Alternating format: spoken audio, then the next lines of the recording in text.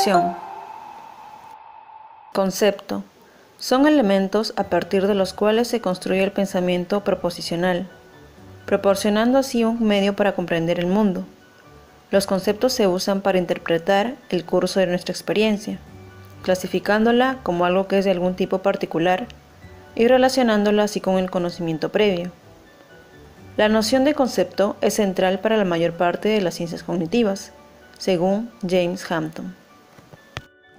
Es así que en primer lugar tenemos los conceptos cotidianos o también llamados perceptuales, que se diferenciarán de los conceptos lógicos o académicos según su intención.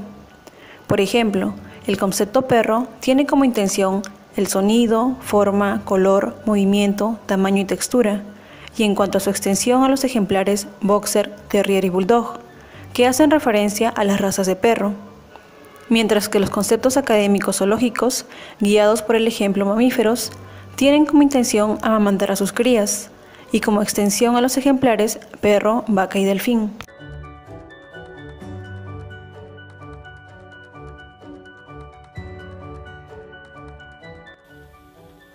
¿Ya vio esto? ¿Qué cosa? ¿Pueden los átomos destruir el mundo? Si viera que sí, aunque usted no lo crea. ¿Y cuáles son los átomos? ¿Que cuáles son los átomos? Los átomos son una cosa que usted naturalmente no comprende porque son cosas que no se ven. No los conozco. Son partículas, señor, que vienen siendo, agarrando una fuerza que al frote, o sea, más bien, ¿usted conoce las chinampinas? Ah, son chinampinas. Mucho más peligroso, señor. Como la dinamita.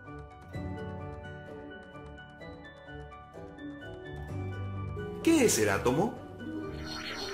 El átomo es la unidad de partículas más pequeña que puede existir y forma los elementos químicos como el aluminio, el carbono, el hierro, el cobre o el oro y en fin, todos los elementos que están en la tabla periódica.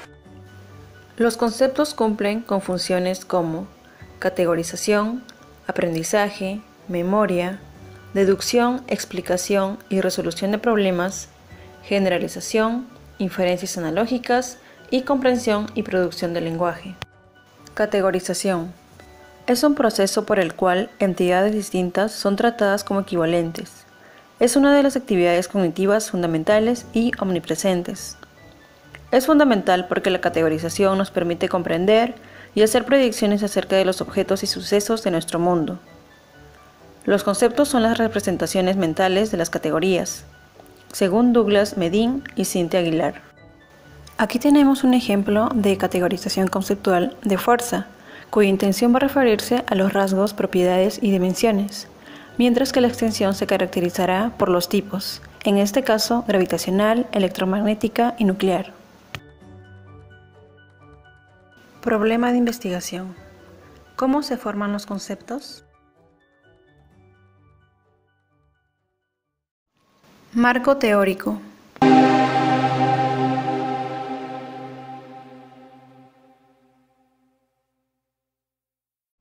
Jean Piaget, constructivismo. Formación de conceptos, actividad solipsista. Según Jean Piaget, la actividad solitaria, exploratoria y autodirigida del bebé permite que se construyan los esquemas sensoriomotrices. Estos esquemas son denominados preconceptos, es decir, son la base para la formación de conceptos. Factores del desarrollo según Jean Piaget. Para la formación de conceptos, la teoría de Jean Piaget atribuye que el desarrollo cognitivo implica algunos factores. Los más importantes son la experimentación física y la equilibración. La equilibración es un sistema de asimilación y acomodación en el que se incorporan nuevos conocimientos, como los conceptos.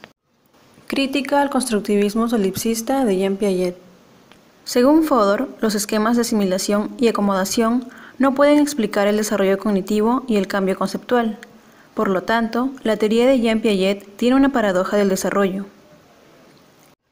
Asimismo, afirma que la teoría de formación de conceptos que plantea Piaget es paradójica porque se asemeja a las muñecas rusas, pero al revés, es decir, de una muñeca más pequeña se saca una más grande. Análogamente a las muñecas rusas, Piaget propone que los esquemas sensoriomotrices originan esquemas conceptuales, lo cual es imposible. Jerry Fodor. El innatismo de Jerry Fodor propone la formación de conceptos por el lenguaje del pensamiento. Fodor afirma que los módulos perceptuales forman categorizaciones básicas de manera innata. Esa es la única explicación del por qué los bebés comprenden tan rápido el mundo, pues adquieren el significado no por enseñanza, sino por percepción automática. El bebé ya sabe lo que es un perro y lo que no es. Sabe lo que es un elefante o un delfín y lo que no lo son por su forma, color, movimiento o sonido. Formación automática de conceptos. Fodor nos dice que el lenguaje del pensamiento es un bioprograma computacional cerrado en el que se ejecuta el contacto entre la percepción, categorización básica, cognición, categorización más abstracta, que tiene por finalidad la representación preliminar o incompleta de las características de un estímulo. Se realiza una categorización básica por medio de una percepción automática. Por ejemplo, se denomina con el concepto perro a los que presentan características similares. Es por ello que si observamos a un boxer o un bulldog, lo denominaremos como un perro inmediatamente. Y haciendo uso de la memoria semántica, se realiza una categorización abstracta. Por ejemplo, para denominar a un perro, un elefante o un delfín se debe recurrir al conocimiento previo y encontrar una característica común. En este caso, se agrupa con el concepto mamíferos. Y es debido a los detectores de rasgos de cualidades sensoriales que poseen las columnas neuronales del sistema visual que se podrá formar una categorización básica del objeto que se percibe. Lev Vygotsky. Teoría sociocultural de la formación de conceptos. En su libro Pensamiento y lenguaje, propone que la mente humana está formada por sistemas de funciones que van a potenciar la formación de conceptos. A partir de los 2 años, en la etapa verbal, el pensamiento y el lenguaje forman un sistema que van a organizar las demás funciones psicológicas, tales como atención, percepción, memoria y acción. Factores del desarrollo según Vygotsky. Maduración del sistema nervioso y endocrino, transmisión social mediante la interacción social, educación social y mediación cultural. Formación de conceptos según Vygotsky. Vygotsky propone un doble sistema de formación de conceptos organizados en una estructura jerárquica piramidal. En primer lugar, conceptos vulgares, los cuales son concretos y perceptibles, generados en la actividad cotidiana, principalmente por razonamiento inductivo. En segundo lugar, conceptos académicos o abstractos, generados en la enseñanza escolarizada principalmente por razonamiento deductivo, siendo el lenguaje oral el que forma categorías básicas, es decir, conceptos vulgares en la comunicación cotidiana. Y es el lenguaje escrito en la que con ayuda del maestro en la escuela se fomenta el desarrollo de conceptos académicos. Jerarquía piramidal de conceptos propuesta por Vygotsky. Explica 2 tipos de razonamientos, el deductivo y el inductivo, el cual se encuentra en la base de la pirámide, como por ejemplo el concepto de perro.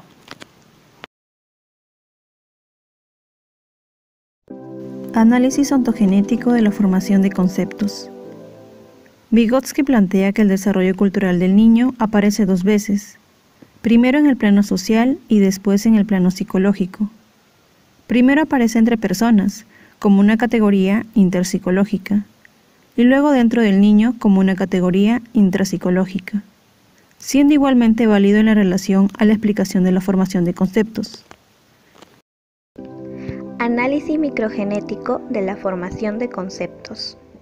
Según el modelo de memoria operativa de Alan Baddeley, la memoria de trabajo es el proceso por el cual recibimos información mediante 4 componentes: bucle fonológico, almacén episódico, agenda visoespacial y el ejecutivo central, el cual se encarga de controlar a los otros componentes.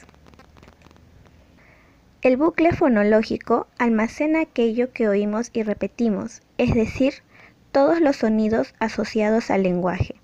La agenda visoespacial es todo aquello que almacenamos gracias a la visión y trabaja en conjunto con el bucle fonológico y el almacén episódico, lo cual nos posibilita asociar imágenes a aquello de lo que se está hablando. Este trabajo conjunto permitirá la constitución de la semántica visual para dar un significado a aquello que se dice, es decir, permitirá la formación de conceptos. Test de Vygotsky-Sájarov. Se trata de un test de clasificación en los cuales se pide al sujeto ordenar una serie de elementos diferentes entre ellos por alguna cualidad. Es esencialmente cualitativa. Puede poner en evidencia, además del raciocinio, eventuales desviaciones y es sensible a las influencias culturales. Cabe mencionar que esta prueba busca poner en evidencia la aptitud de los sujetos para estructurar un material sobre la base de categorías abstractas. Consta de 22 piezas de madera de diferentes colores: blanco, azul, verde, rojo o amarillo. Presenta 6 formas, 2 tamaños y 2 alturas. Las piezas están categorizadas en 4 clases. Las denominadas LAC son grandes y altas, las BIC son grandes y bajas, las MUR son pequeñas y altas y las CEP son pequeñas y bajas. En la imagen se observa que las LAC tienen características de la intención, tamaño y altura, en este caso grandes y altas, y estas deben ser coordinadas con los ejemplares de la extensión. De igual forma ocurre con las piezas BIC, las piezas MUR y las piezas CEP.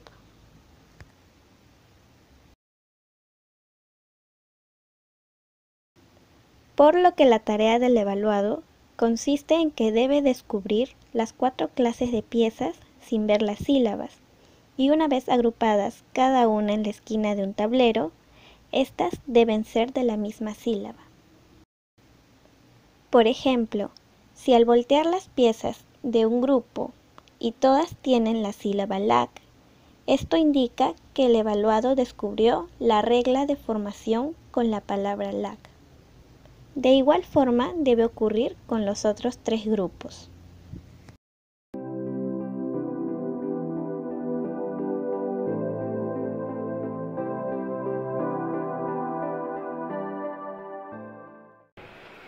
Hay 4 clases diferentes de piezas, ¿ya? Cada clase tiene un nombre. Por ejemplo, mira, esta de aquí se llama MUR. Esta de acá la vamos a poner aquí. Entonces, tu tarea es encontrar esas 4 clases de piezas y ponerlas en las 4 esquinas del tablero. Puedes empezar. Si quieres, puedes empezar con las MUR. Agrupa todas las que creas que son MUR.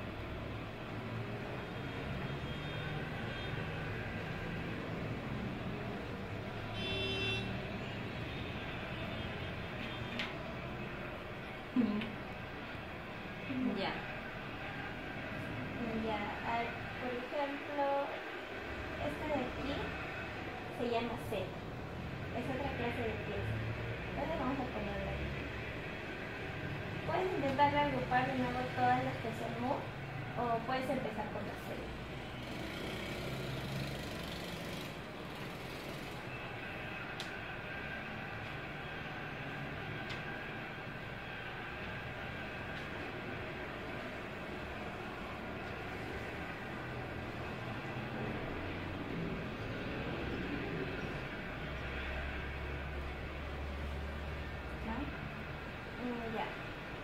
Esta pieza de acá, por ejemplo, se llama BIC. Entonces es otra clase de pieza, vamos a ponerla por acá. Puedes intentar reagruparlas de nuevo.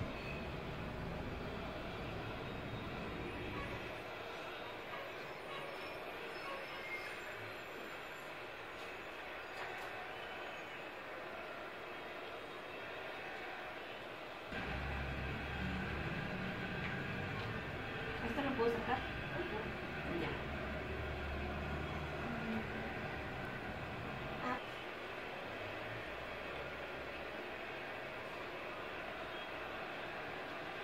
Algo más grande.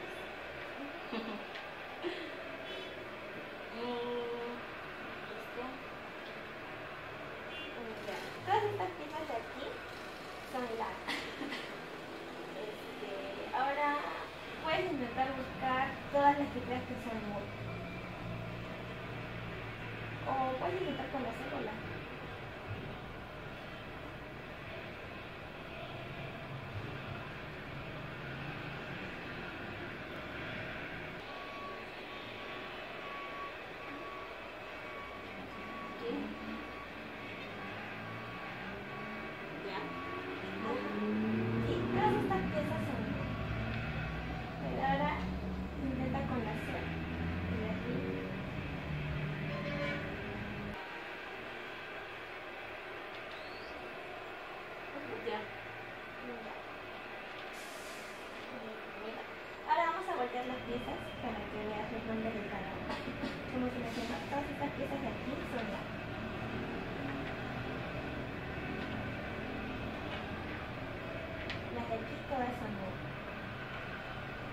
las de acá todas son C.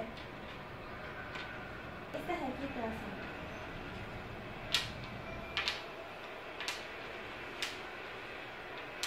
Entonces también has logrado agruparlas correctamente. Pero ahora dime, ¿en qué principio te has basado para agruparlas del segundo? Por su tamaño, porque todos tienen diferentes formas. Ajá. ¿No? Estos son más grandes, altos y grandes, anchos. Acá son largas y pequeñas, ¿no? Y acá son parecidas, pero acá son más grandecitas que estas. Entonces, en conclusión, ¿qué sería? Por su tamaño y por su altura.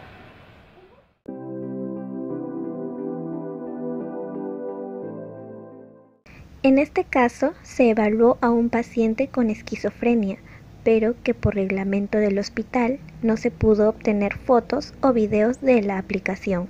Sin embargo, a continuación observará los resultados de ambos sujetos. Resultados. Como se puede observar, el primer sujeto, quien no presenta deterioro cognitivo, sí utiliza principio de clasificación y se basa en los conceptos de tamaño y altura para categorizar las piezas. A diferencia del segundo sujeto, quien por su condición vive desconectado de la realidad y por lo tanto no experimenta interacción social, no establece un principio de clasificación, es decir, no forma conceptos para categorizar las piezas. ¿Por qué se establece esta comparación? ¿Qué ocurre en el caso de los esquizofrénicos? Vygotsky evidencia de sus evaluaciones a esquizofrénicos que el pensamiento verbal en ellos se desintegra e involuciona. De pensar con conceptos, se regresiona a pensar con pseudoconceptos y conceptos vulgares. Discusión y conclusiones. El test pretende evaluar la rápida formación de conceptos artificiales observando el descubrimiento de la regla en base a las características de la intención del concepto. ¿Será el tamaño de la pieza? ¿Será el color? ¿Será la forma? Lo que da certeza son las sílabas que están en la base de las piezas. Cuando todas coincidan en la misma sílaba, se infiere que se ha formado un concepto artificial con la guía del lenguaje. Según los resultados, se deduce que, además de la maduración del sistema nervioso, es necesaria la mediación cultural para la formación de conceptos, ya que las relaciones sociales subyacen en todas las funciones superiores, tal como plantea la teoría sociocultural de Vygotsky. Por lo que la teoría de la modularidad innatista de Fodor empieza a ceder ante las evidencias empíricas. Annette Karmilos-Smith argumenta que los módulos cognitivos no tienen por qué ser innatos, debido a que la neuropsicología del desarrollo muestra que los centros neuronales son producto de la experiencia y la práctica con instrumentos. El modelo de redescripción representacional es en sí el uso de instrumentos psicológicos como el habla para formar conceptos. ¿Qué hace que un concepto se abstraiga? Es el lenguaje el instrumento psicológico que nos permite tomar conciencia y transformar una categoría básica que está muy influenciada por la educación y la cultura en categoría conceptual, por lo que la propuesta de Vygotsky es vigente. Además, los conceptos abstractos no se definen por sí mismos, se interdefinen unos a otros en redes de conceptos que sirven para el pensamiento proposicional. Por ejemplo, el concepto fuerza se interdefine en la relación con otros dos conceptos, masa por aceleración. Finalmente, en la comunicación cotidiana mediante el lenguaje oral, se forman categorías básicas y es mediante el desarrollo en la escuela o con ayuda del maestro que se desarrolla conocimientos académicos tal como vemos en la imagen. Es decir, que mediante conceptos vulgares se van a formar conceptos más complejos o abstractos. Esto quiere decir que los conceptos están interrelacionados unos con otros y se forma una red de conceptos. Por lo tanto, la teoría ignatista de Jerry Fodor no puede tener razón. La mente es sociocultural.